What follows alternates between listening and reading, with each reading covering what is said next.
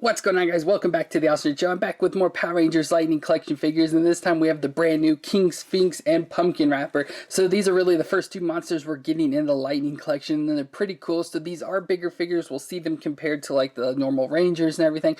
They are bigger in size, which kind of fits good for monsters, but to me they're a little bit oversized because, you know, like in the show when they fight them, they are bigger. They're just not as giant as these figures are, but very cool to get King Sphinx, one of like the most iconic, I guess you'd say, from Mighty Morphin. It's just a one that's always used in all sorts of advertisements and all sorts of stuff. He's kind of like the main monster they pick for everything. And then we get Pumpkin Wrapper, of course, from the Halloween episode. Comes with all sorts of accessories of pumpkins and all sorts of stuff. They just both look really cool. I'm super excited about these. Now, unfortunately, if you've seen Lightning Collection stuff, people have been complaining about these because they didn't put like all the colors in, but I don't think overall they're too bad. I still think they're good figures, and if they bother you enough, we can just go in with some paint and try and fix them up and everything.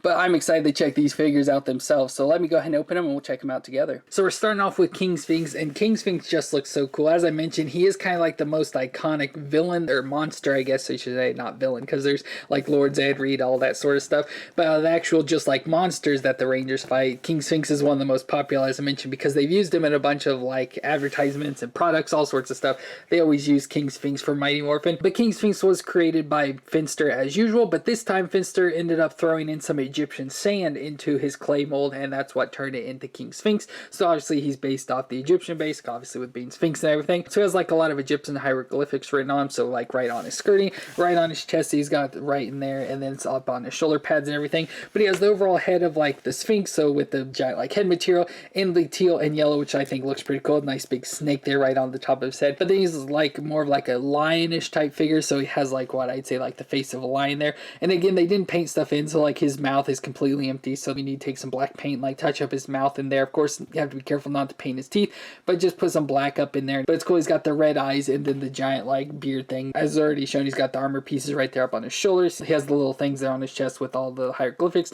He has the eye on his chest, so almost like the eye of Ra, and then like a skirting right there on his waist that covers him in the front, and I guess some like knee pads or something, since it's all yellow, not exactly sure. But as I mentioned, he is like a Sphinx, so it's like a combination of multiple creatures. Like I said, kind of like a lion, so it's what he's sort of based off of. And speaking of, he does have a tail in the back here that does kind of look like a lion's tail. It has some movements that can move back and forth, but then he's also got like a bird features into him, so he has these wings as well. So he has these big giant wings that can flap back and forth there, which is pretty cool, and rotate around. All very cool to go along with King Sphinx. It kind of makes him, like I said, one of the most iconic villains, and I think he just looks really cool. So for his movements, his head there can twist side to side. He can look down and up, again, just a little bit of rocking back and forth there. His shoulders come up just a little bit, again, with these shoulder pads. Doesn't allow it to raise too far, but it can rotate around in there. He's got the bicep twist, the double elbow joint that bends up that far, and then his wrist can twist around and flex back and forth, and as you can see there, he has those claw hands as well. We then have his upper ab crunch, so he can crunch forward and back there, as you can see, and can twist around in there. You probably get him to twist all the way around if you force him. And then he has the lower ab crunch. You can see some of the sections there, and it can allow him to crunch forward and back even further, so really good movements in there. His hips come up 90 degrees there, out to the side that far. He's got thigh twist all the way around, a double knee joint that bends up that far in the back, so not too bad. And then he has an ankle segment here, so allows it to twist all the way around, and then the normal foot, so it can flex back and forth and can twist side to side. So overall, he is a really good looking figure. Like, I'm so happy that they made it, because I always want like King Sphinx. I just love the way he looks and everything, but I wish of course they would have done the stuff different with like the extra painting, made sure all that the stuff that should be painted was. That'd be awesome. And then he has like kind of like looser joints, I guess you should say, especially like in the foot and everything. And with the wings on his back, putting more weight on the back, he keeps like falling backwards, so I have to always get him adjusted and always have him kind of leaning forward. As you can see, I think he looks awesome. I just feel they could have done a little bit better. So for his accessories, he comes with two additional hands, so we get a fist hand and then like a grasping hand there that kind of go with once he kind of already does have a little bit of more open grasping hands on him already. But then he also comes with his Sphinx scepter here, the giant staff that has like the question mark logo there up on the top of it, or kind of like the thing they have in Egypt. But we can go ahead and just go ahead and take and slide this right into his hands. So there, I got the scepter put into his hand. It looks pretty cool there. And then we get our Hasbro effect on here, where we've got the question mark fireball barrage. So he kind of shoots it out of the scepter, but you can see how cool it looks with all the little question marks there at the top in red. But you just take and slide this down onto the scepter. It's kind of hard doing it this way, like with the hook and stuff, but you can just kind of get it stuck on there like that, and then has the question mark shooting out at the end of it. So that looks very cool overall. Like I said, could be a little bit better, but overall I think I enjoy it quite a bit. And I forgot to show how tall he is. So here is the Red Ranger next to him,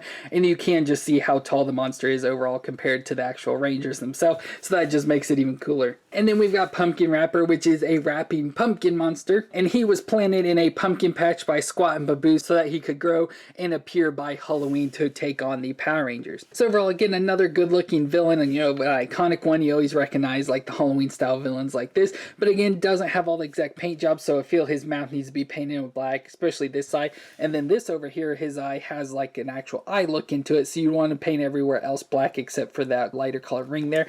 But doing that, I think, would make this look a lot better, and then maybe a wash over the body, because he just seems like just too flat orange, and then he has all the crevices and stuff, and with it being like pumpkins, if you did a real thin black wash over it, it'd make all those ridges stand out a lot better and just make it look so much cooler. But overall, it just stands out so much. So we have the giant pumpkin there, or jack-o'-lantern there up on his head. He has a nice thing of leaves or grass or whatever you want to call it there around his neck, kind of making like a little bow tie there. It has some vine hanging down, and it goes down over his shoulder and right down the center, kind of making that like shoelace style design there, so very cool. And as already shown, the rest of them's just all orange until you get down towards his leg right above his knees, where he's got some green going into him, so he's a little bit ripe. And that leads to his orange shoes, where he's got these really long pointy toe shoes that look almost like carrots and stuff, just because they're so long and to the point and everything, but just very cool looking shoes there on his feet. So for his movements though, his head there can twist all the way around, and since it is a giant ball and has this collar around it, you can't really get much movement, but he can rock back and forth there just a little bit. His shoulders come up to 90 degrees and has a butterfly joint on it, which is cool, and can rotate around in there. You gotta force it around. He's got the bicep twist right up in there, a double elbow joint that bends up that far, and the wrist can twist around and flex back and forth. He has the upper ab crunch right there, so going forward and backwards and twist all the way around. He's got the lower crunch you can clearly see there, and so crunches even further forward, so pretty good movements back and forth there. Hips come up 90 degrees out to the side that far, thigh twist all the way around,